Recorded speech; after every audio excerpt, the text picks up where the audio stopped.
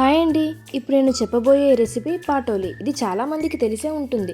తెలియని వారు తప్పకుండా ట్రై చేయండి. దీనికి ముందుగా ఒక కప్పు శనగపప్పుని ఒక గంట పాటు నానబెట్టుకోవాలి. తర్వాత నీళ్ళన్నిటిని వంపేసి దాన్ని మరీ మెత్తని పేస్ట్లా కాకుండా కొంచెం బరకగా మిక్సీ పట్టుకొని పక్కన పెట్టుకోవాలి. ఇప్పుడు ఒక కళాయిలో 5 టేబుల్ స్పూన్ల ఆయిల్ వేసుకోవాలి. అందులో కొద్దిగా జీలకర్ర వేసుకోవాలి. అది వేగాక 2 పచ్చిమిరపకాయల్ని కూడా సన్నగా కట్ చేసుకొని వేసుకోవాలి.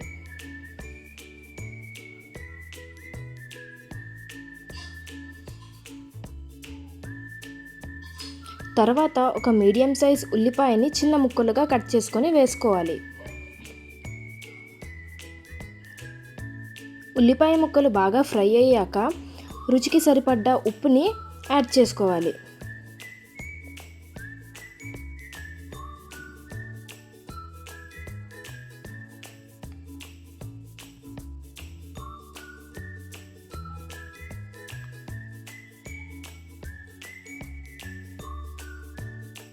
అందులోనే 1 టీ స్పూన్ కారాన్ని కూడా వేసుకోవాలి.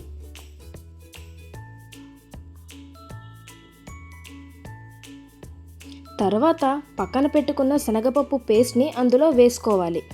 బాగా కలుపుకోవాలి. కొంచెం కళాయికి అంటినట్లుగా ఉంటుంది, కానీ కంగారు పడాల్సిన అవసరం ఏమీ లేదు. మరికొద్దిగా ఆయిల్ వేసుకొని పెద్ద ఉండలుగా లేకుండా చిన్నగా చిదుముకుంటూ బాగా ఫ్రై చేసుకోవాలి.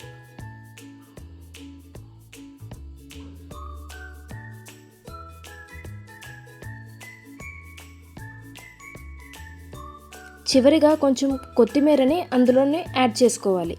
అంతే అండి, మన పాటోలి కర్రీ రెడీ. తప్పకుండా ట్రై చేయండి, లైక్ చేయండి, షేర్ చేయండి.